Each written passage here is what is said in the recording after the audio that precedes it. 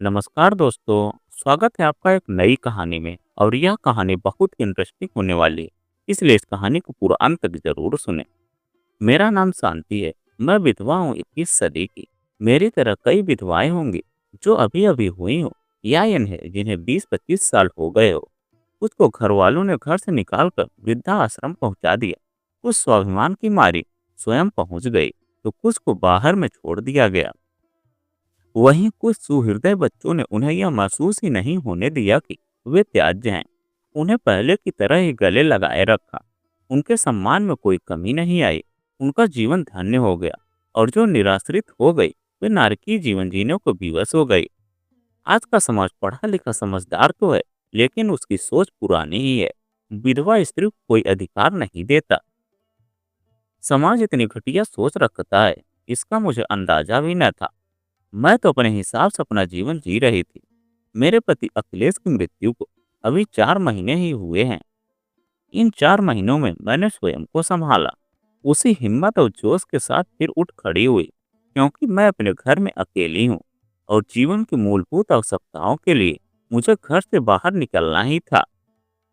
जो काम अभी तक पति के नाम से हो रहे थे, वहां उनका नाम हटवा कर अपना नाम कराना था। कभी अकाउंट खोलने के लिए बैंक भागती, कभी एफिडेविट बनवाने के लिए कचहरी, कभी गैस कनेक्शन का नाम पर बदलवाने, राशन कार्ड पर भी अपना नाम अंकित कराने के लिए दफ्तरों के चक्कर लगाती। मुझे जल्दी न थी, लेकिन जब बिना नाम बदलवाए राशन और गैस मिलनी बंद हो गई, तो दौड़ लगानी ही पड़ी। सभी जानते हैं कि एक बार जाने से काम नहीं होता।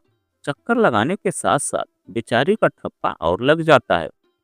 किसी रिश्तेदार या परिचित ने यह नहीं कहा कि आप घर बैठो, यह काम हम करा देंगे। वैसे भी मैं खुद तो स्वाभिमान ही रही हूँ और अपना काम खुद करना चाहती हूँ। मेरा उसूल है, जब तक विशेष आवश्यकता न पड़े, किसी को तकलीफ मत दो।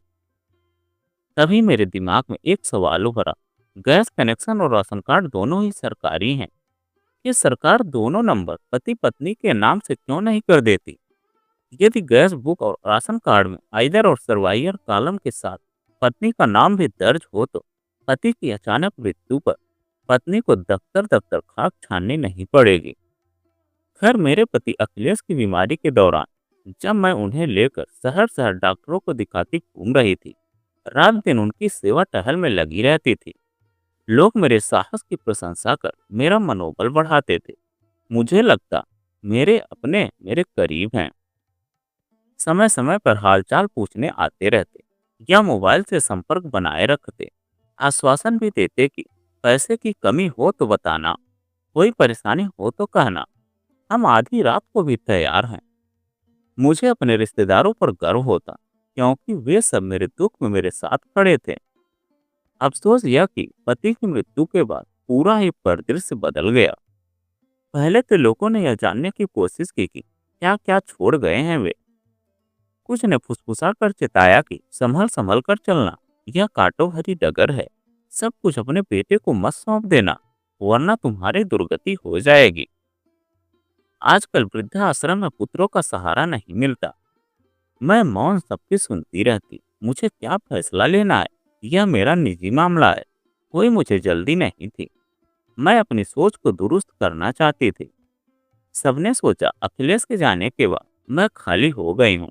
मेरे पास कोई काम नहीं है, क्योंकि उनकी सेवा और डॉक्टरों के यहाँ आने जाने का काम निपट गया था।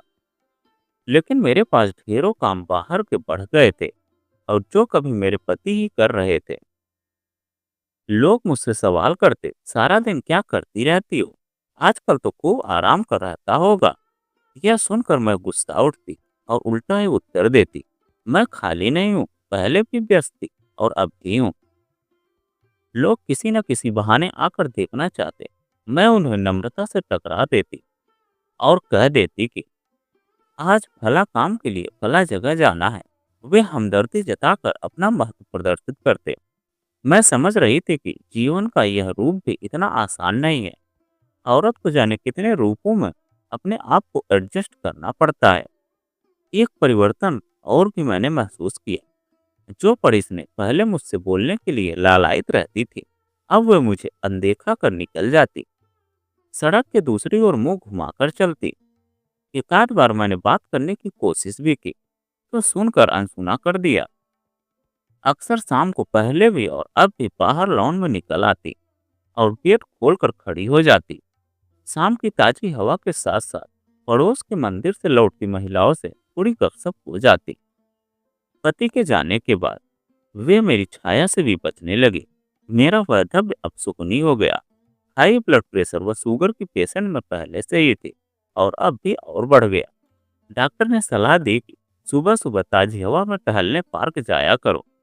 दो चार परिचित लोगों में बैठो उठोगी तो मन बहलेगा, स्वयं को ठीक भी लगेगा। मैंने डॉक्टर की बात पर अमल करते हुए पार्क में टहलने जाना शुरू कर दिया। अभी 2-3 दिन ही गुजरे थे कि कानों में पीछे से आवाज पड़ी, विधवाओं के घर में नहीं बैठा जाता। सुबह सुबह शक्ल देख लो तो सारा दिन खराब निकलता है। मैंने पीछे मुड़कर देखा। मन हुआ कि कहने वाले का मुंह नोच लो और पूछूं, तेरे घर में कोई विधवा नहीं है क्या? खून का घूंट पीकर घर लौट आई। मैंने घूमने जाने की दिशा बदल दी। विधवा होने पर महिलाओं से सजने संवरने पर भी रोक सबसे पहले लगाई जाती है। पति की मृत्यु हो जाते ही उसके जीवन को बेरंग बना दिया जाता है। लेकिन मैंने माथे पर छोटे से बिंदी लगानी शुरू कर दी, जिससे किसी की निगाह एकदम सूने माथे पर न पड़े। लोग एकाएक विधवा समझकर नफरत न करे। अभी 5-6 दिन ही गुजरे थे कि फिर आज आवाज गूंजी, पास लिया होगा किसी प्यार को। 2-3 लोग ये कहते हुए मेरे पास से गुजर गए। मुझे पागलपन का दौरा पड़े या किसी से कुछ कह बैठूं, मैंने घूमने जाना ही बंद कर दिया। जितना होता मैं अपने लॉन में ही घूम लेती। विधवा महिलाओं की तो समाज में आज भी अपशगुन मानी जाती है, जैसे उन्होंने बहुत बड़ा पाप किया हो, उसके पति की मौत का कारण वो खुद हो। इस तरह से उसके आत्मा को चोट पहुंचाई जाती है। रूढ़वादी सोच यही कहती है कि महिला के जीवन का अस्तित्व सिर्फ पुरुष तक ही बना रहे। यही वजह कि विधवा होना महिलाओं के मूल अधिकारों और गरिमा की लड़ाई को और अधिक बढ़ा देता है। समाज में उन्हें अनदेखा कर उनसे चार दीवारी के भीतर रहने की उम्मीद की जाती है। जीवन साथी की मौत के दुख को अनुभव के साथ साथ महिलाओं को भेदभावपूर्ण व्यवहार का सामना करना पड़ता है। अब हुआ शुरू शादियों का सीजन। कहीं गोद भरी जा रही थी और कहीं रिश्ते पक्के हो रहे थे। 2-4 घरों से मेरे यहाँ भी मिठाई आई।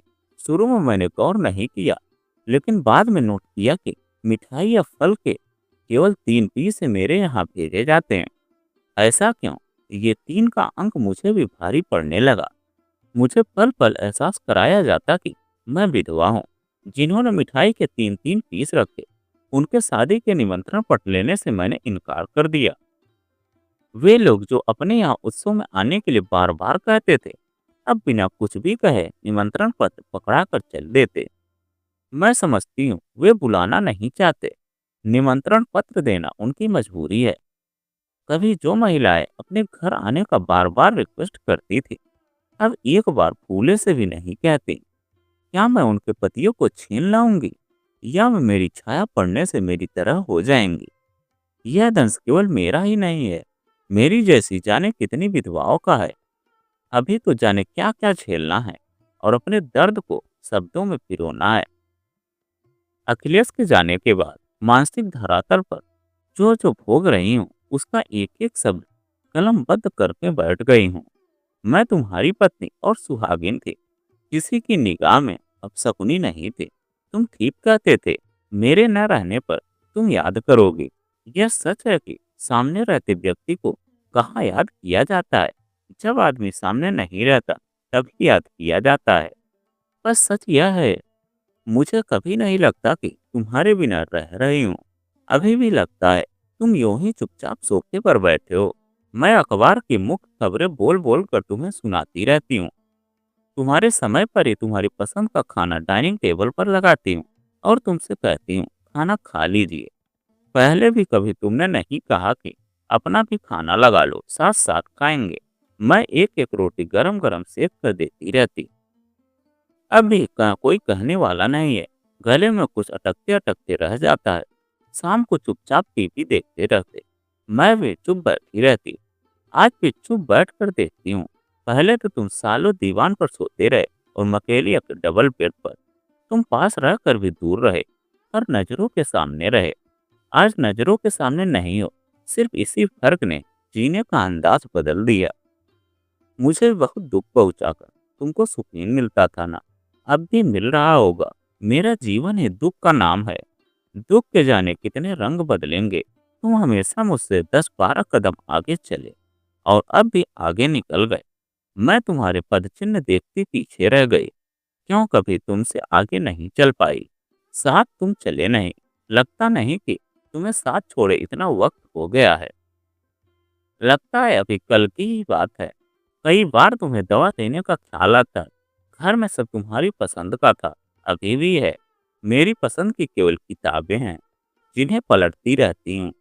अब न तुम्हारे लौटने का इंतजार है, न तुमसे घड़ी घड़ी फोन करके पूछने की कि घर कब आ रहे हो। मैं कितनी भी देर से लौटूं अब कोई नहीं रहता। बड़ी देर कर दी। घर तो तभी घर लगता है जब कोई इंतजार करने वाला हो। लौट कर आने का आनंद भी तभी आता है जब कोई उलाहना दे। दीवारें उलाहना नहीं देती, इंतजार भी नहीं करती। लेकिन एक सवाल जहन में रहता है, क्या मुझ जैसी औरतों को क्या? तो दोस्तों, यह कहानी आपको कैसी लगी कमेंट में लिखकर जरूर बताइएगा। अगर आप हमारे चैनल पर नए हैं तो प्लीज चैनल को सब्सक्राइब कीजिएगा और वीडियो को एक लाइक कीजिएगा।